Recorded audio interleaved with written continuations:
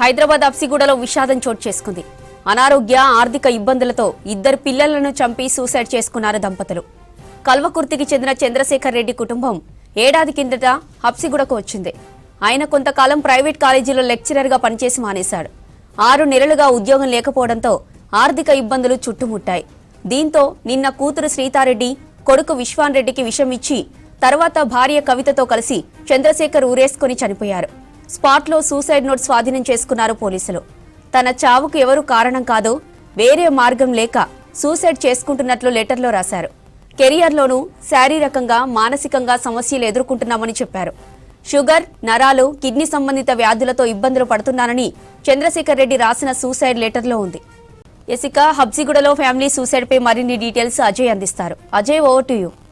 ఇద్దరు పిల్లల్ని చంపి దంపతులు ఆత్మహత్య చేసుకున్న విషాదకరమైన ఘటన ఓయూ పోలీస్ స్టేషన్ పరిధిలో జరిగింది. నిన్న చంద్రశేఖర్, కవిత హబ్సిగూడలో రవీంద్రనగర్లో నివాసం ఉంటున్నారు. ఇదే ఇంట్లో ప్రస్తుతం మనం విజువల్లో చూస్తున్నాము. ఇదే ఇంట్లో వాళ్ళిద్దరు పిల్లలు ఎవరైతే శ్రీతతో పాటు విశ్వన్, వారిద్దరికీ కూడా ఒకటి విశ్వన్ 10 ఏళ్ళు ఉంటాడు అబ్బాయి, అతనికి విషం ఇవ్వడము, శ్రీత ఎవరైతే ఉందో వాళ్ళ అమ్మాయి, ఆమె గొంతు నుమిలి చంపినట్లు కొంతమేరకు పోలీసులు అనుమానిస్తున్నారు. దానికి సంబంధించి ఇప్పటికే బాడీస్ని కూడా పోస్ట్మార్టంకి తరలించారు. కాబట్టి పోస్ట్మార్టం నివేదిక కూడా ఈ కేసుకు సంబంధించి కీలకంగా పోలీసుల దర్యాప్తుకి మారనుంది. అయితే చంద్రశేఖర్, కవిత ఇద్దరు పిల్లలు, వాళ్ళిద్దరు పిల్లలు చంపిన తర్వాత ఇదే ఇంట్లో చంద్రశేఖర్ ఒక రూమ్లో, కవిత మరొక రూమ్లో ఇద్దరు హ్యాంగ్ చేసుకొని ఆత్మహత్య చేసుకున్నారు. సో కుటుంబ సభ్యులు ఎంత ఫోన్ చేసినా కాల్ రిసీవ్ చేసుకోకపోవడంతో కుటుంబ సభ్యులు కొందరు ఇక్కడికి వచ్చారు. ఇక్కడికి వచ్చిన తర్వాత కొంతవరకు సస్పెక్ట్ చేశారు. కాబట్టి పోలీసులకు సమాచారం అందించారు. పోలీసులు ఘటనా స్థలానికి చేరుకొని లోపలికి వెళ్లి చూడగా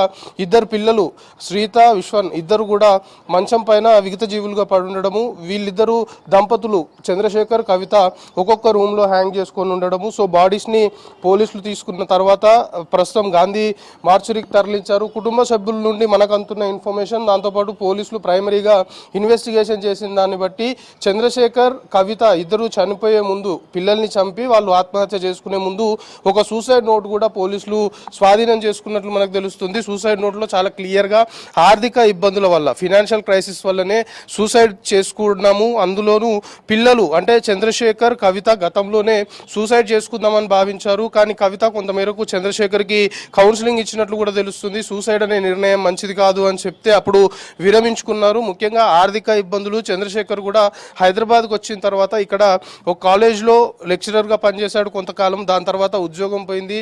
ఇతర కాలేజ్లో ట్రై చేశాడు, కానీ ఉద్యోగము ఎక్కడ రాకపోవడము, దాంతోపాటు ఆర్థిక ఇబ్బందులు ఎక్కువైన కారణంగానే దంపతులు ఇద్దరు వాళ్ళ ఇద్దరు పిల్లల్ని చంపిన తర్వాత సూసైడ్ చేసుకున్నట్లు మాత్రం ప్రైమరీగా పోలీసులు కొంతవరకు అనుమానిస్తున్నారు. అదే కోణంలో కూడా దర్యాప్తు చేస్తున్నారు ఇద్దరు పిల్లలకు సంబంధించి. ఎందుకంటే విశ్వన్ 10 years ఉంటాడు అబ్బాయి, అమ్మాయి శ్రీత 9th class చదువుతుంది. రోజు వాళ్ళు ఆడుకునే ఫుట్బాల్ కావచ్చు, లేకపోతే సైకిల్ అంతా కూడా పెంట్ హౌస్లో వీళ్ళు ఉంటారు. 3rd floorలో రవీంద్రనగర్ సంబంధించిన ఇంట్లో వాళ్ళు ఆడుకునే ఇక్కడ పైన ఈ సీన్ కూడా మనం చూస్తున్నాము. సో కుటుంబ సభ్యులు మాత్రము చంద్రశేఖర్ ఎప్పుడు కూడా ఆర్థిక ఇబ్బందుల గురించి కుటుంబ సభ్యులకు చెప్పినట్లు లేదు. చంద్రశేఖర్ సంబంధించి దాదాపు వీళ్ళదంతా కూడా నాగర్ కర్నూలు సంబంధించిన ప్రాంతము.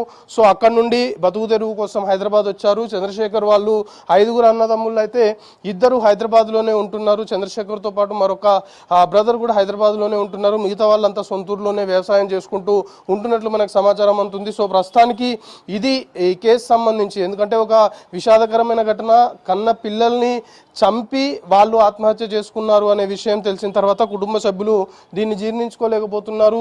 ఘటనా స్థలానికి చేరుకున్న తర్వాత పోలీసులకు సమాచారం అందించిన తర్వాత అటు పిల్లల్ని విగత జీవులుగా చూడడము, దాంతోపాటు చంద్రశేఖర్, కవిత ఇద్దరు కూడా ఆత్మహత్య చేసుకున్నారు అనే విషయం తెలిసిన తర్వాత కుటుంబ సభ్యులు శోకసంద్రంలో మునిగిన పరిస్థితి. సో ప్రస్తుతానికి 4 డెడ్ బాడీలని గాంధీ మార్చురీకి తరలించారు. ఓయూ పోలీసుల నుండి మనకు అందుతున్న ప్రైమరీ ఇన్ఫర్మేషన్ ని బట్టి ఫినాన్షియల్ క్రైసిస్, ఆర్థిక ఇబ్బందుల వల్లనే చంద్రశేఖర్ పిల్లల్ని చంపిన తర్వాత చంద్రశేఖర్, కవిత ఇద్దరు కూడా సూసైడ్ చేసుకున్నారు. సో పోస్ట్మార్టం నివేదిక వచ్చిన తర్వాత దర్యాప్తుకు సంబంధించి అది చాలా ఇంపార్టెంట్గా మారనుంది అనేది పోలీసులు చెప్తున్నారు. ప్రస్తుతానికి ఓయూ పోలీసులు మాత్రము ఈ ఫ్యామిలీ సూసైడ్ సంబంధించిన కేసులో మాత్రం దర్యాప్తు కొనసాగిస్తున్నారు. కెమెరా పర్సన్ సంజయ్తో కలిసి అజయ్, 6 News, హైదరాబాద్.